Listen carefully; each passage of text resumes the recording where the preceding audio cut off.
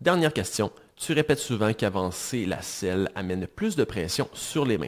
J'ai en effet constaté avoir plus de pression sur les mains après avoir avancé ma selle. Je me questionne cependant, est-ce dû à un poids qui va être davantage vers l'avant ou du fait que mes bras restent tendus alors que la distance cintre-selle a diminué? Et de ce fait, si par exemple nous avançons la selle de 10 mm vers l'avant, faut-il idéalement augmenter de 10 mm la longueur de potence? Donc, très bonne question. Et là, on va commencer justement avec ce type-là, finalement, cet exemple-là. Ce que je serais curieux de savoir, c'est le pourquoi que la selle a été devancée. Donc, je vais donner un exemple que je vois très souvent et je me doute un peu que c'est ce qui arrive. C'est que la selle va être avancée vers l'avant dans le but de réduire la portée avec le guidon. Donc, on trouve que le guidon est un peu loin. On avance la selle pour réduire la portée.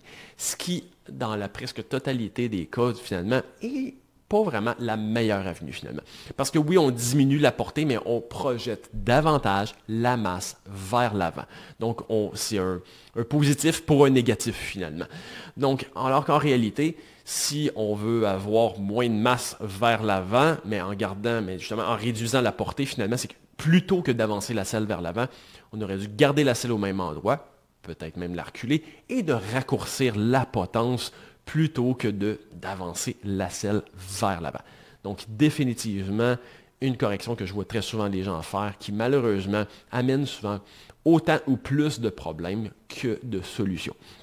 Mais bon, si on compare justement, est-ce que normalement on devrait avancer, si on bouge avec le recul de selle, est-ce qu'on devrait typiquement garder d'avancer, allonger la potence ou reculer la potence en fonction? Ben, si la portée avec le guidon est bonne, définitivement.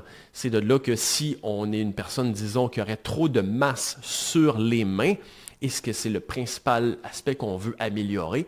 Donc oui, de reculer la selle vers l'arrière peut aider, sauf qu'en contrepartie, si on augmente la portée avec le guidon, on crée d'autres problèmes aussi.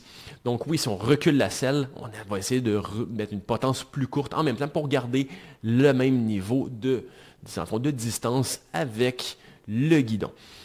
En contrepartie aussi, si on veut avancer la selle vers l'avant, disons pour adopter une position plus aérodynamique, comme les pros, comme les coureurs justement, le but étant, justement, c'est pas d'un point de vue biomécanique, oui, ça projette beaucoup plus de masse vers l'avant, mais le but est plus d'une question aérodynamique, c'est-à-dire de pouvoir amener le haut du corps plus bas, plus vers l'avant, sans trop fermer l'angle aux hanches. C'est la façon donc justement d'aller chercher une position plus agressive qui amène beaucoup plus de masse vers l'avant. Mais si on est un coureur, finalement, soit qu'on va faire le conditionnement pour pouvoir le tolérer, ou justement qu'on va le subir finalement pour la performance, pour le gain en performance. Donc, c'est pas pour le confort que les coureurs, ni même pour le développement de la puissance, que les coureurs amènent la selle davantage vers l'avant. C'est des considérations aérodynamiques et ils doivent s'adapter, donc vraiment faire le conditionnement pour cette position-là, pour être capable de soutenir cette position-là. Donc, c'est pas nécessairement une position que je recommanderais à la majorité des cyclistes.